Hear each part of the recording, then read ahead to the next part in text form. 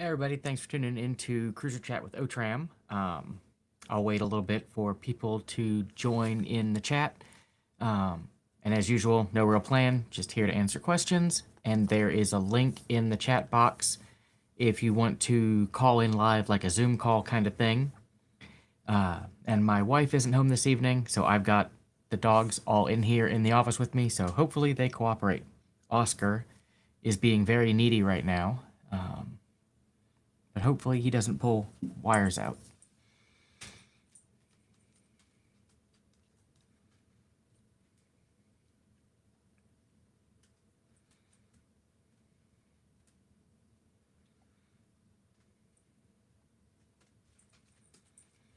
But yeah, if you have questions, feel free to leave them in the chat box or use the link to call in live. Sorry I've missed the last probably like a month of these. Kept having technical difficulties, and then the holidays threw a wrench in everything. But hoping to get this back on a regular weekly schedule, and hoping to have more video content coming out soon as well. I've got a couple that are filmed that I need to finish editing, but we've been really slow at the shop for the last couple months, so I haven't really had any good fodder for shooting videos on.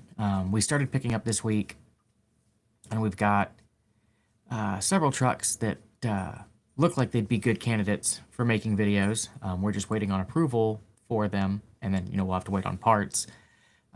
But hopefully more stuff coming out soon. I've got a couple of FJ Cruiser videos to edit yet. I think that's it. I think that's all I've got recorded is FJ Cruiser timing chain diagnosis, and I think it was rear brakes on one. It's been a while since I filmed them, so I don't even remember what I shot.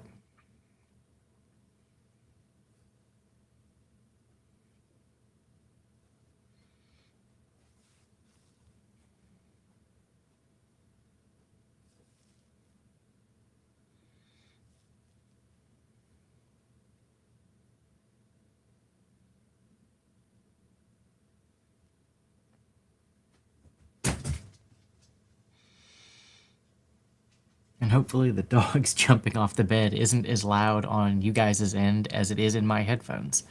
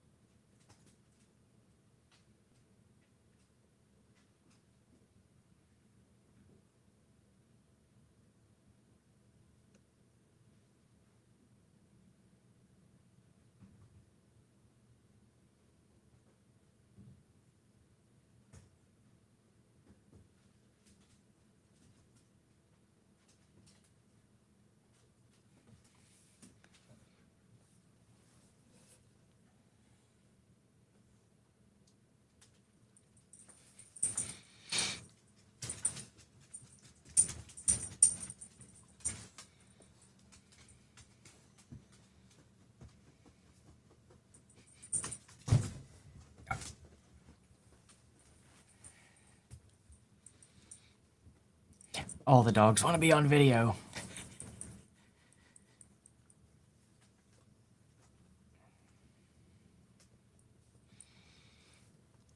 Oscar, you don't need to be in the headphone cord. They were home alone all day today, so they're affection starved.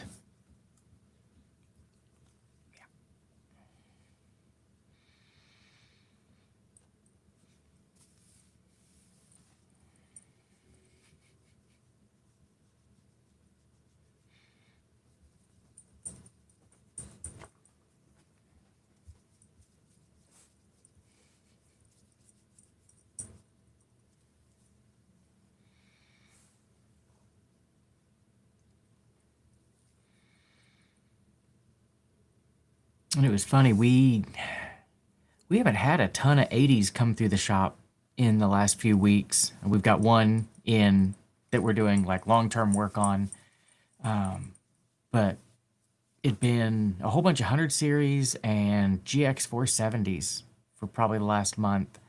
And then this week, I think we got 4 or 5 new 80 series in. It's just weird the way they come in waves. Uh, it's unpredictable. But we've got, yeah, a bunch of 80s in that look like they're going to be, fairly decent sized involved jobs. So hopefully we'll get some videos made out of those. And we've got a LX 570, I think, coming in tomorrow that apparently went someplace for, general maintenance work and a tune-up. Had spark plugs done. They went to pick it up, and afterward, truck wouldn't run, misfiring and bucking. Took it to the dealer. Dealer's like, hey, you need an engine, but didn't actually do any testing to tell them why. So that one's supposedly coming out tomorrow. So that one should be pretty interesting to try to figure out what's going on, because I'm not really sure how you go from spark plug change to needing an engine without really, really messing something up. So it'll be interesting to try to figure out what the actual story on that truck is. Guess the 5.7's a pretty stout motor. I can't fathom what happened to it that 2 dealerships would say, hey, it needs an engine. Unless they were just trying to not deal with it. But we'll see. And hopefully that one will also turn out to be something interesting and turn into a video.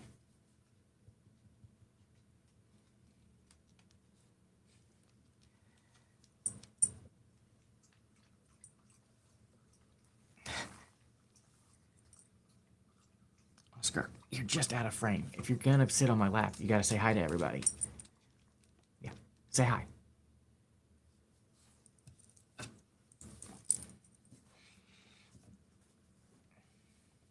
The downside of having a floor-sitting desk is that the dogs can climb all over you because you're not sitting in a chair.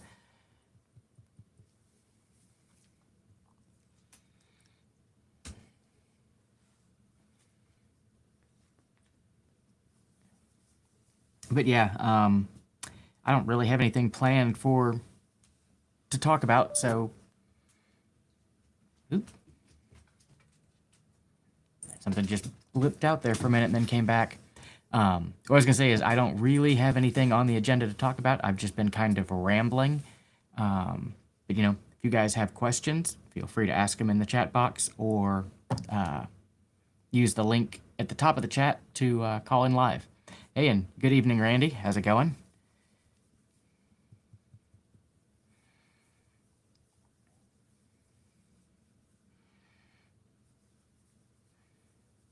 It looks like we got a couple people starting to tune in. I figured tonight would be kind of slow after missing like a month of these.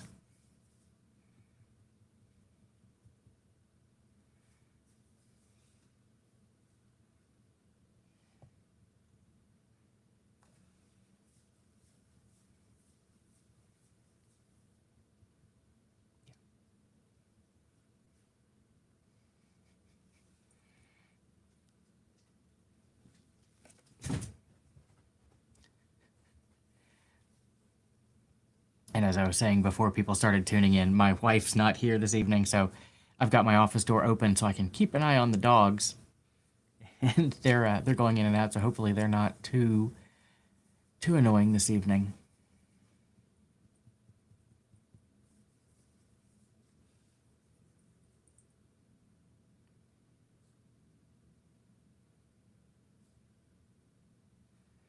And I guess I should say, I've been doing more of the Land Cruiser like one-on-one consultation calls lately. I had 2 last weekend, and I've got 1 scheduled for this weekend. Sorry, dog in the headphone cord. Um, but I've got another one scheduled for this weekend, and those have been uh, a lot of fun. It's just kind of cool, like talking to other people around the country, seeing what they're getting into with Land Cruiser repairs, and what's going on. And Awesome Randy says all of his parts arrived for a significant maintenance event, getting ready to take things apart. Good luck. And what kind of cruiser and what are you doing?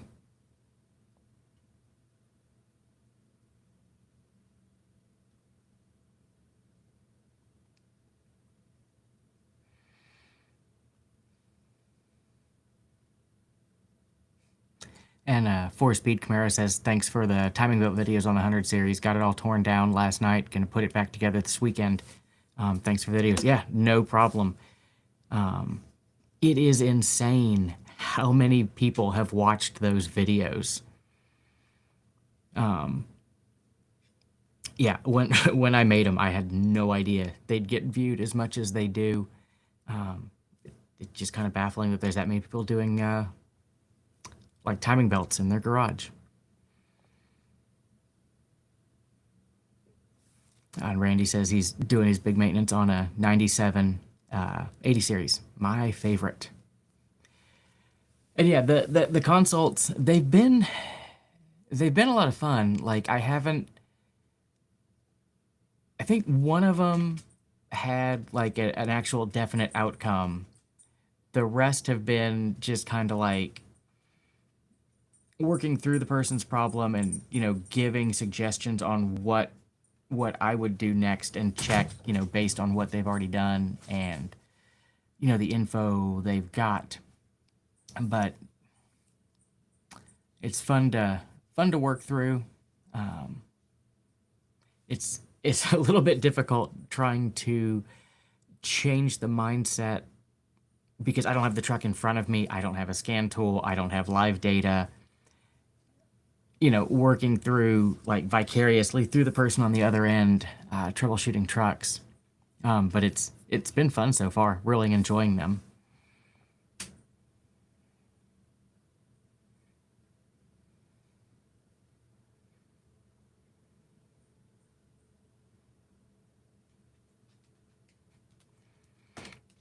It's been a while since I've done a 4.7 timing belt myself.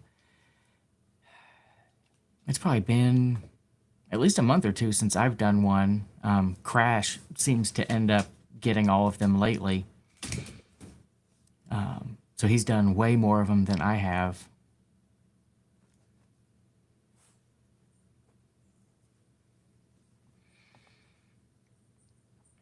Oh, and Randy says doing all the cooling and radiator and all the fun stuff on the front of the engine and brakes, including booster and soft lines. So it sounds like you're taking care of all the 80s Achilles at the same time.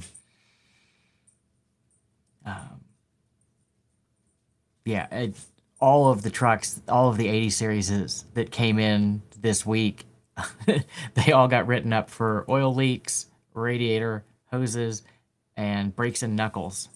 I had one today that came in. It came in for an airbag light being on, and he was like, "Hey, if you could look it over while it's there, just check it over for me." And he's like, "The steering's been feeling a little loose. We put it up on the rack this afternoon, and both steering arms are loose enough that there's like an eighth of an inch gap between the steering arms and the knuckles, and there's a stud missing on each side." And he drove like an hour to get to us. It is just amazing that the steering has not fallen off of that truck.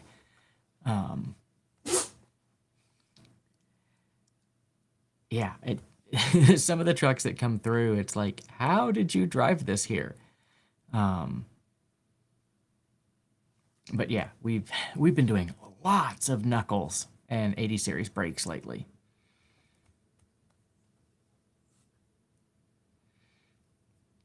which I don't mind because that is my roots.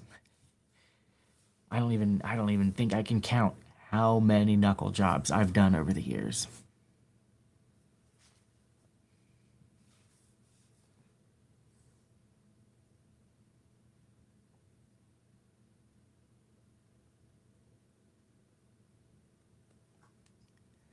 And Four Speed Camaro says debating on leaving the cam seals and crankshaft seal alone as they are dry and look to be in good shape. If they're dry, I generally leave them be, because I've had more of them leak from me like nicking them or disturbing something while replacing them than I have from them just leaving them alone if they were dry. Um, if there's any grime or signs of them leaking, we change them. But if they're bone dry, most of the time we leave them be.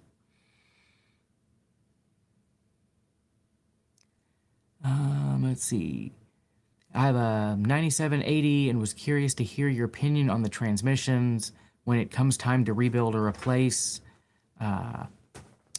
What would your approach and how much can I expect the cost to be? It's really, really, really, really, really rare to have to replace an 80 series transmission. I've only seen one outright fail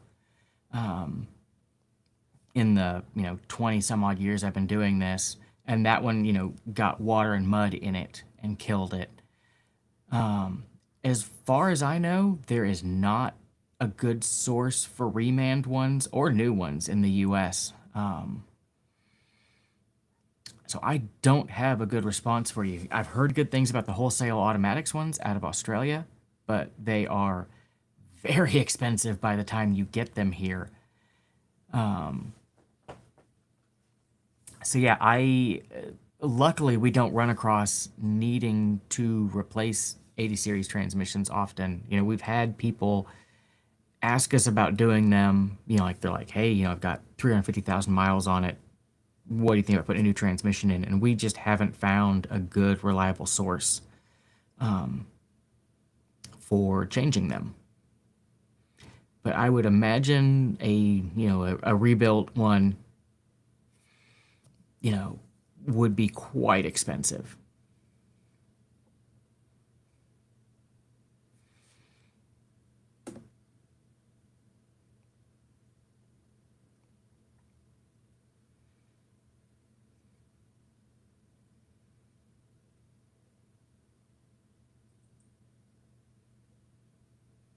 And I should say, like, I thought I was going to have to replace the transmission in my 80 after I put the turbo on.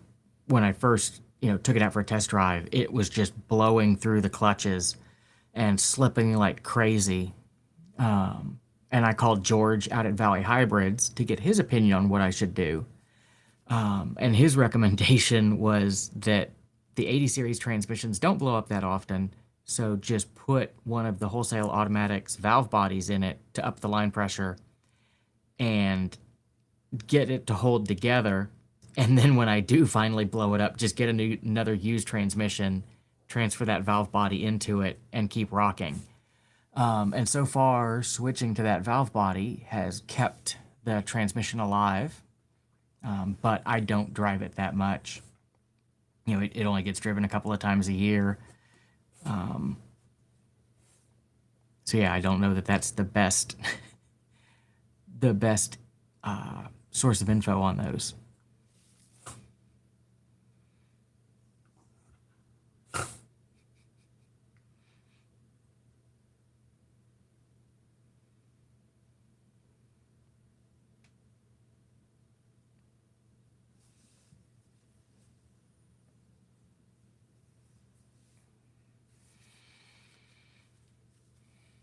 I guess Figs decided that she wants to be on chat. She never comes in here when I'm on the computer.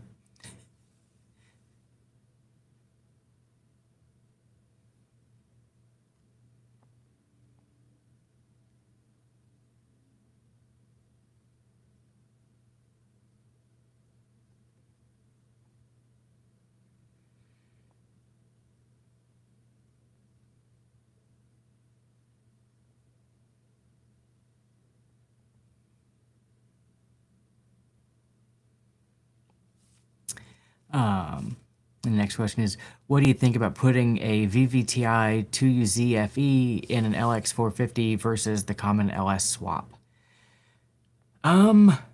It's been done, so it's possible. I don't know how much documentation is out there as far as getting the computer for the 2UZ to be happy in a different chassis and what all you've got to do there.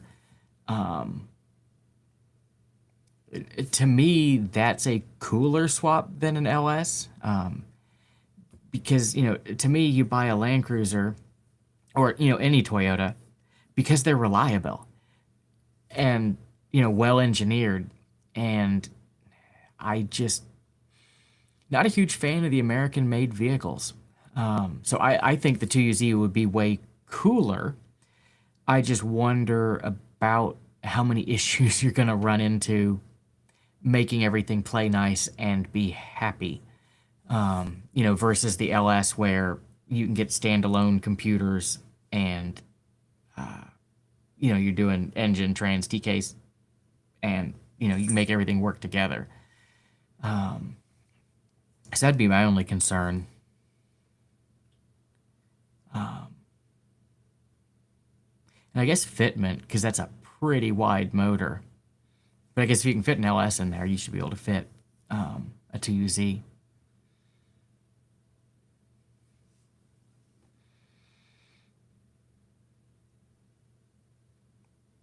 And Scott wants to know on 80 series drive shafts, how often should you grease the U joints, double carding in the front?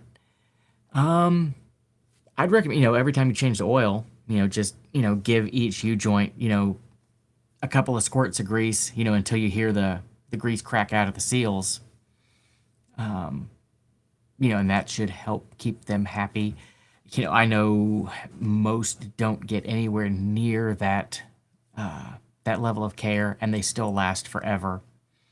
Um, but I think the recommendation is, when you do an oil change, grease the drive shafts.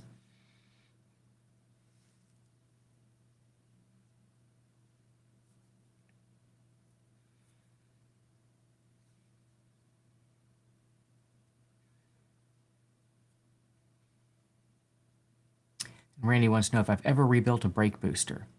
I have not, because as far as I know, they take, special tools and fixtures to compress everything and get it all back together. And you can buy a new Seiken one, very reasonably, and that's theoretically going to last you another 20 years. Um, so I like, at least as being like a shop owner, I can't see the economy of rebuilding a booster in house when I can get a known good new off the shelf one that I know is going to work without me having to mess with anything. Um, that I just go that route. So I've never tried to rebuild a brake booster. Um, back in the day, I used to rebuild you know brake slave cylinders, master cylinders, clutch cylinders. You'd hone them out and put the rebuild kits in them, and they just never lasted as long as just spending like the $50 more and just getting a new one. Um, so it's one of those. Yeah, you might save a little bit of money rebuilding it yourself, but the peace of mind and longevity of just getting a new one, at least to me, outweighs that.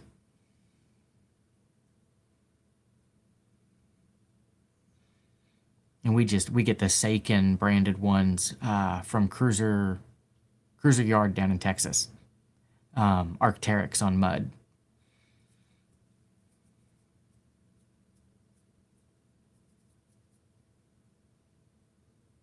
Cruiser Outfitters may have them as well, but I haven't checked lately.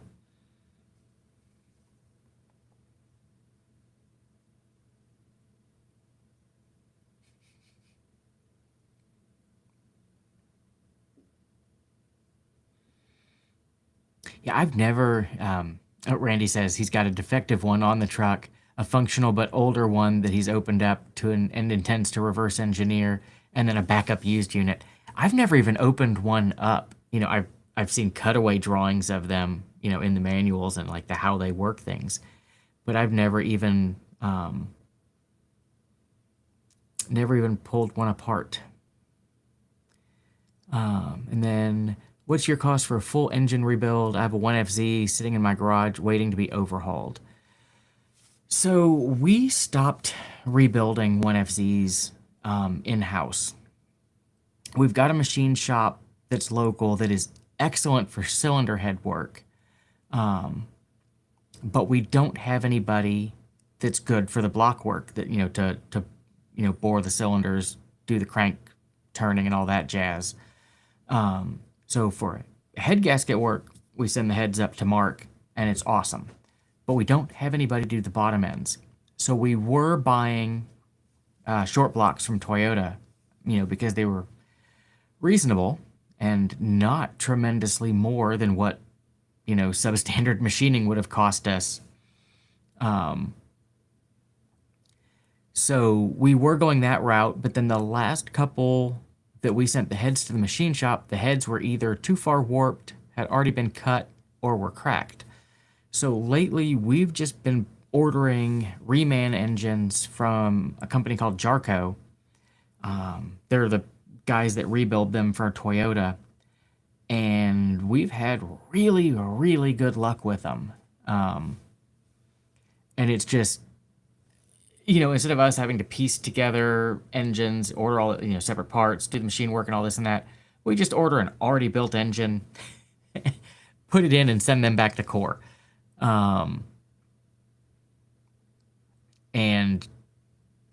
it just works better. I think reman motor installed runs right around 19K.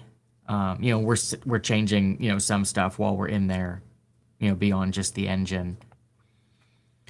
And to Scott, I'm pretty sure the Seiken boosters are OE, but I could be wrong. They're Japanese in any case, and we've done quite a few of them and never had an issue out of them. That's what's on my truck, and a lot of customers' trucks. And I had not heard that they were no longer available. It's been probably a year since I've done a booster in an 80 and looked for one. But yeah, so I guess I'm gonna have to start looking for new sources if the Seikens are actually unavailable.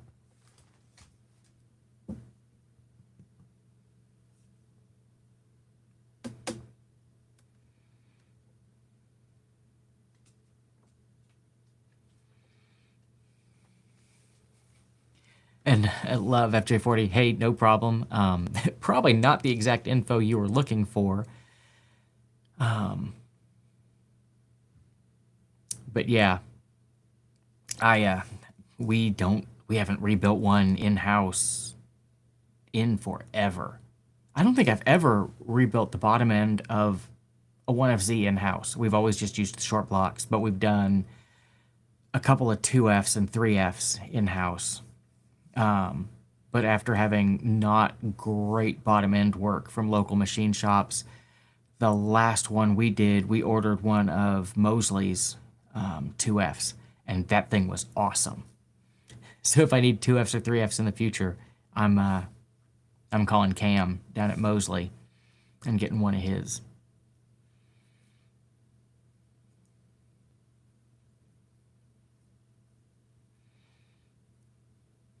Yeah, and that's Randy saying that it's his understanding that the Seikens are OE, and that's what I always thought, but I'm not 100% sure on those. And yeah, Amazon has a lot of cheap no-name ones. And yeah. We've had to get really picky with where we source parts and what brands we'll use, because I just really hate doing a job twice because of substandard parts. We'll get people like, they'll call us and they're like, "Hey, I already bought all the parts for this job. Can I bring them?" And half the time it's Amazon brands where it just, looks like somebody threw a whole bunch of letters in a row. And it's like, "Yeah, man, I'm sorry. I'm not putting that in." because I don't want to be the one that has to replace it when it breaks.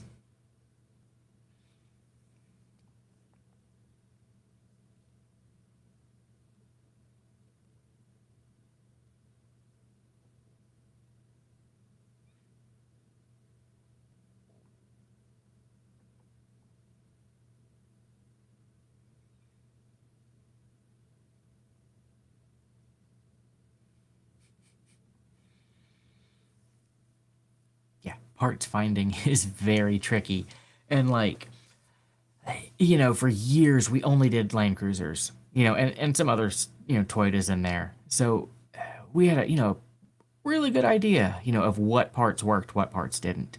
And then when we opened up the shop to bringing in more, Asian and domestic, you have to figure that out all over again, because the Toyota suppliers, they don't cross over to Fords and Chevys and Hondas and Subarus, you know.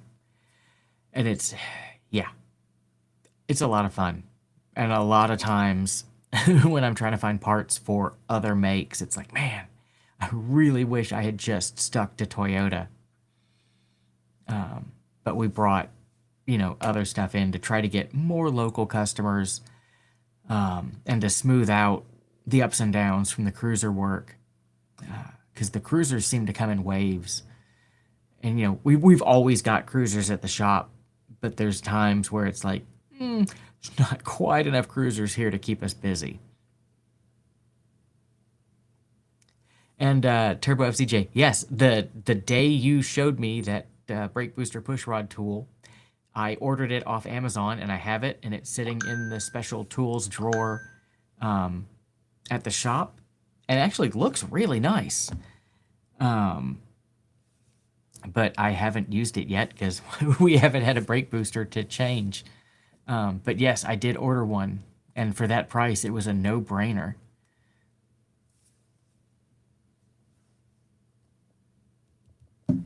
Ooh.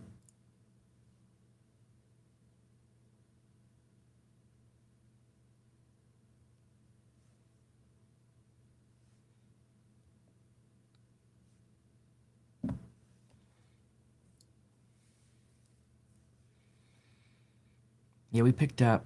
Speaking of tools, I got Power Probe came out with a parasitic draw testing tool, um, probably a year or two ago, and I've had it in my wish list for forever, and finally broke down and bought it last week, and actually had two parasitic draws come in this week to play with it, and that thing is really cool. You plug it into the diagnostic port and tell it to do smart output, and then you disconnect the negative battery terminal, um, so that any parasitic draw is now running off the little battery pack in the draw tester tool, and it's got a little output meter, and it'll graph the output, um, and you can sit there and watch it without risking blowing the fuses in your regular meter, putting it in line. But yeah, that thing is one of those, like, why didn't I buy this sooner? It's been in my wish list since it came out.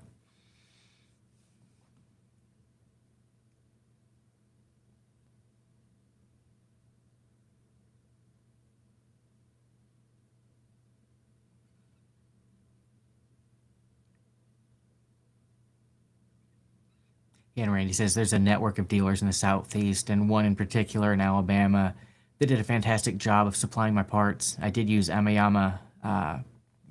Some of the prices were still good. Yeah, I have mixed feelings on using online dealers. Um, Part of me is like, wow, you can get great pricing.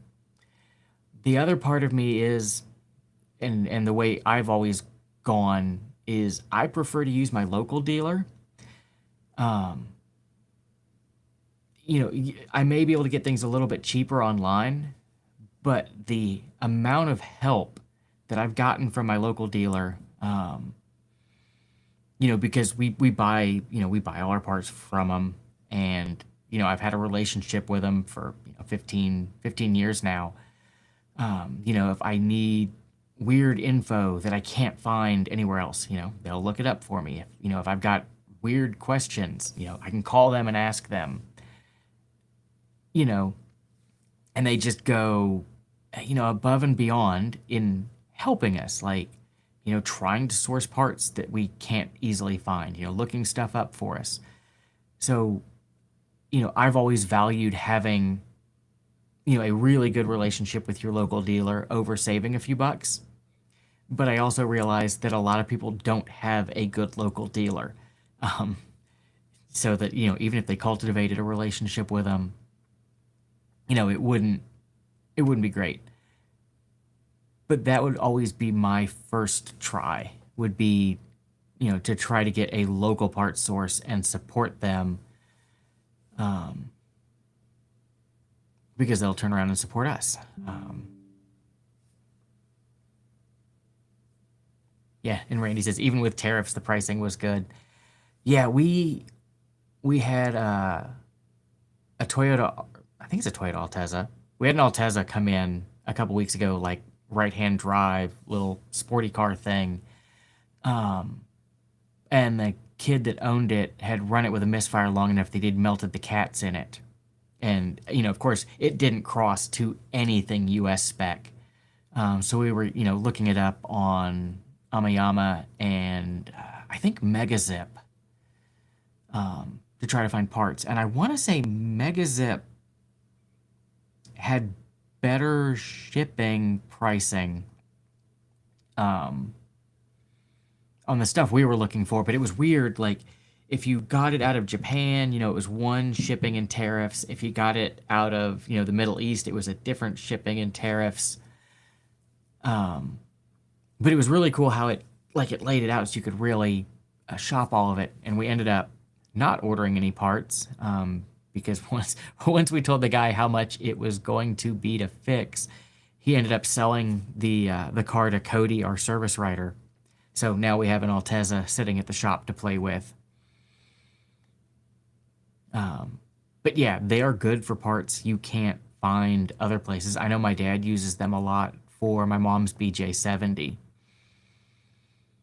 Um, he's ordered, body parts and all kinds of weird stuff.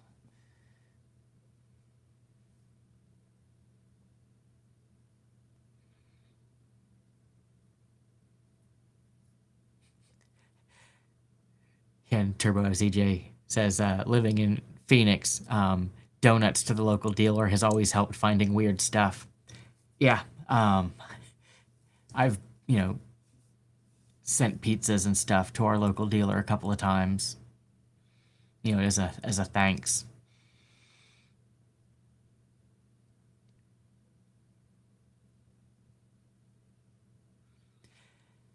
And luckily, I don't pay taxes on parts because I'm a business. I just have to collect the taxes at the end.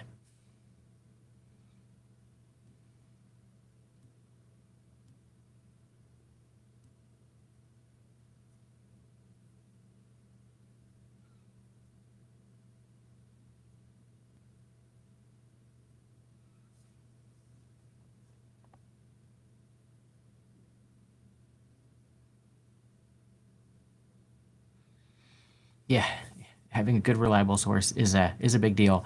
And I wish, like, our local Toyota guys are awesome.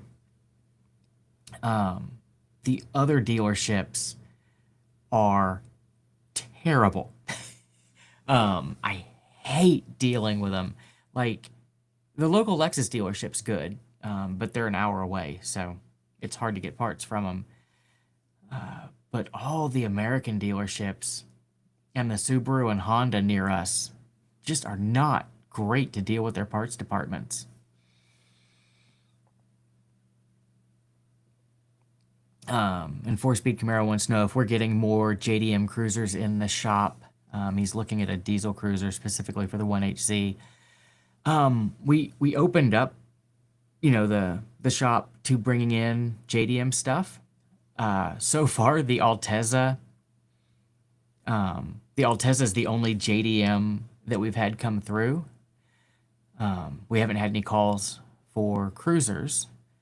The caveat to us opening it up to JDM stuff is that, we'll do, brakes, axles, suspension, maintenance, and stuff like that on them. But I don't know diesel engines.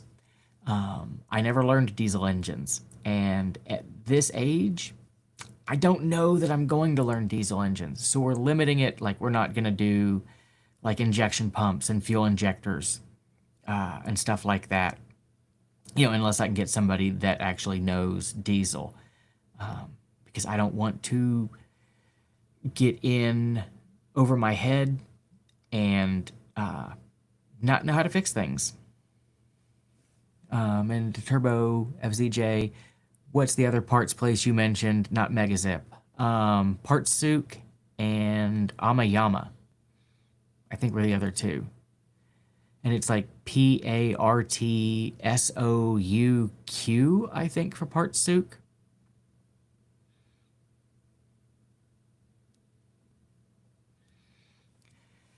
And then Cody just used a new one that I'd never heard of. That was out of Australia. It was out of Australia, but brought Japanese parts, and he ordered a bunch of parts for the Altezza from them. But I cannot remember the name of it. It was something weird.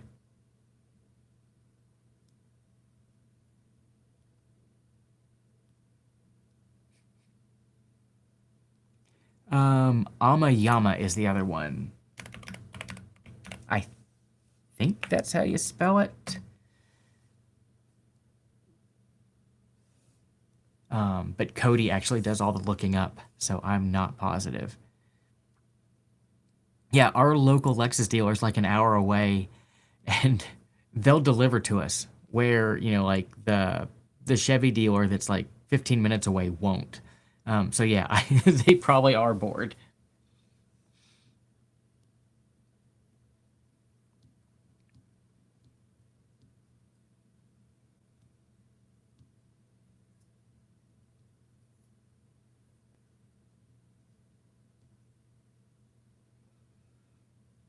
And I don't know if he's still around, but Dave Stedman at Japan 4x4 like hooked me up with gears way back in the day, like probably 20 years ago now, when all the major US gear suppliers were moving operations to India. I could not get 529s for the back of my 80 and ended up ordering them from Dave in Japan and got an actual set of Japanese 529s. So if he's still around, he was an awesome source too. Like, it was long enough ago when I ordered that it was like pre-real internet ordering, like had to stay up until the middle of the night to be on the right schedule with Japan and call in and order. Um, but yeah, that worked out really well too.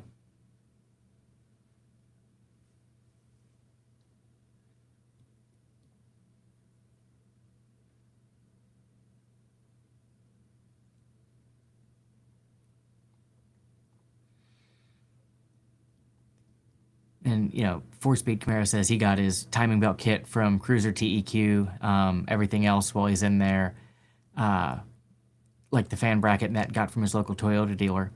We actually buy the fan brackets off of Amazon a lot of the time because you can get the ASIN ones, where you can see where they ground the Toyota logo off, for considerably cheaper than you can get them from Toyota.